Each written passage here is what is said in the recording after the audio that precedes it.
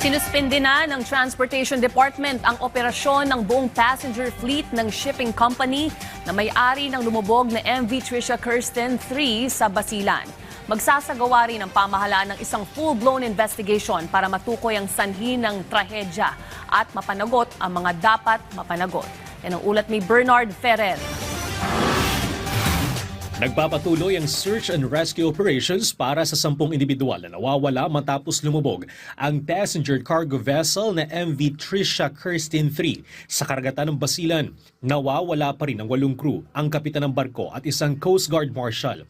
Kaugnay nito, bumuo na ang Philippine Coast Guard ng 16 na technical divers para tumulong sa operasyon. Ipapadala rin ng PCG ang kanilang remotely operated vehicle o ROV para sa mas malalim na pagsusuri sa pinangyarihan ng insidente.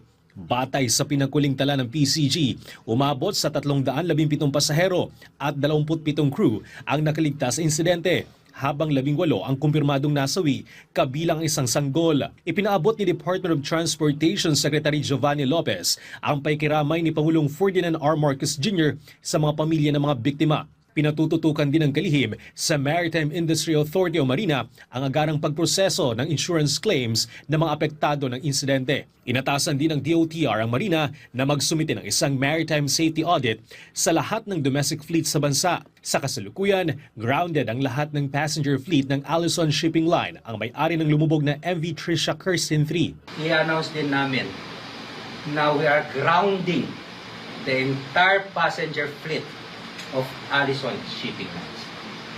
And I'm asking Marina to conduct a maritime safety audit together with Philippine Coast Guard, kasama na inspection, hindi lang po ng kanilang barko, kasama na rin po ng kanilang mga crew.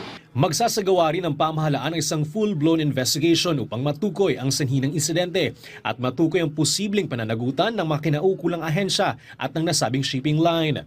Kung lalabas po sa investigasyon na meron pong pagkukulang ang gobyerno, makakaasa po kayo na yayariin, sisipakin, we will file the appropriate cases. Ganun din po sa panig ng ship owner.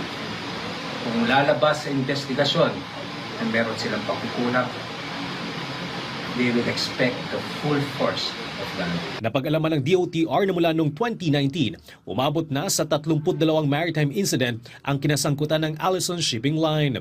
Bernard Ferrer para sa Pambansang TV sa Bagong Pilipinas.